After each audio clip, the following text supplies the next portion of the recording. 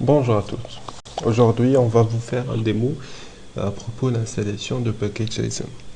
Alors, ce package qui contient ISON actif, ISON passif et device detection. Alors, la première étape, c'était d'utiliser une image OpenWRT avec les dépendances nécessaires pour ce package, qui sont le captive portal docsplash, la RPScan, la commande curl, les librairies libxml2, libOpenSSL.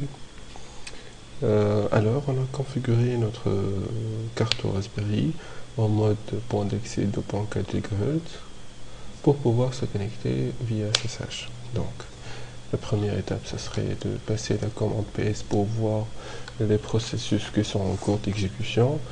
Alors, et pour vérifier que notre captive portal est en cours d'exécution ici, alors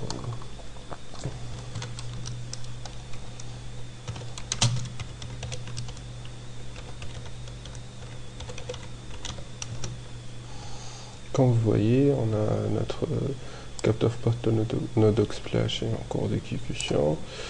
Donc, on passe maintenant à l'installation de package. Pour l'installation, on va utiliser l'interface graphique Loci. On ouvre la fenêtre System Software, alors qui nous donne la possibilité de télécharger et installer tous les packages OpenWRT. Donc la première étape, ce serait d'uploader notre package, comme vous voyez ici, ISON, la version 1.0, pour une architecture 64 Cortex A53. Donc on l'upload et on l'installe. Alors, donc l'installation, ça prend un peu de temps pour faire les configurations du captive portal, de ISON actif et ISON passif. Donc on attend pour que l'installation se termine.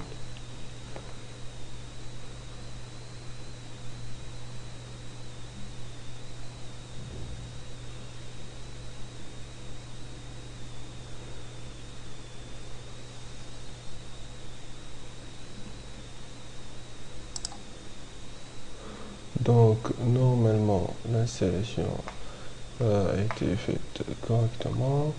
Donc comme vous voyez ici, il nous demande de réouvrir la captive portal parce que les configurations ont été modifiées. Comme vous voyez, on a ISON captive portal soft at home. Donc on bascule maintenant une autre fois à la carte et on passe une autre fois à la commande ps. Comme vous voyez,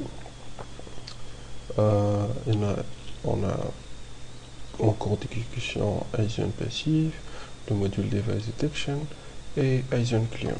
Pour vérifier que ISON passif il envoie les informations au serveur, on ouvre le fichier prod et voilà, comme vous voyez, il a pu récupérer les devices info de notre Raspberry Pi, leur MAC adresse, le MAC adresse IP, les informations à propos du Wi-Fi, le network map, le scan du Wi-Fi. Et maintenant, pour voir si ISON client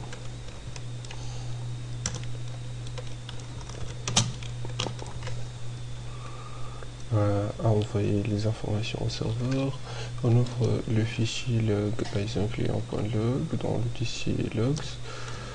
Comme vous voyez, on a un log qui a été créé. Donc normalement les informations vont être remontées au serveur. Juste on attend un peu de temps pour voir les informations au serveur. Alors après avoir vérifié que l'envoi des données a été effectué correctement au niveau de la carte, donc on vérifie que ces informations ont été reçues au niveau serveur. Donc la première étape, ce serait de voir l'ID de notre carte pour ISON Client et on ouvre le serveur de V3D et comme vous voyez, c'est notre ID et là voilà, c'est notre carte comme vous voyez. Last connection. On voit si ces informations ont été récupérées. Donc, comme vous voyez, le statut est actif, il est up-to-date, il y a le nombre de mesures, les alertes, il n'y a pas de les alertes, le DNS,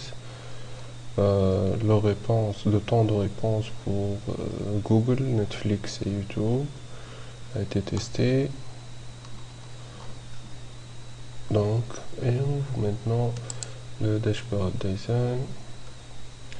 Et voilà, c'est notre carte Raspberry avec son MAC adresse, son adresse IP. Et on voit qu'est-ce qu'on a dans la network map. Comme vous voyez, notre point d'accès 2.4 GHz, notre PC qui est nommé Qais Qarlel et un téléphone Galaxy S7. Donc les informations ont été récupérées correctement.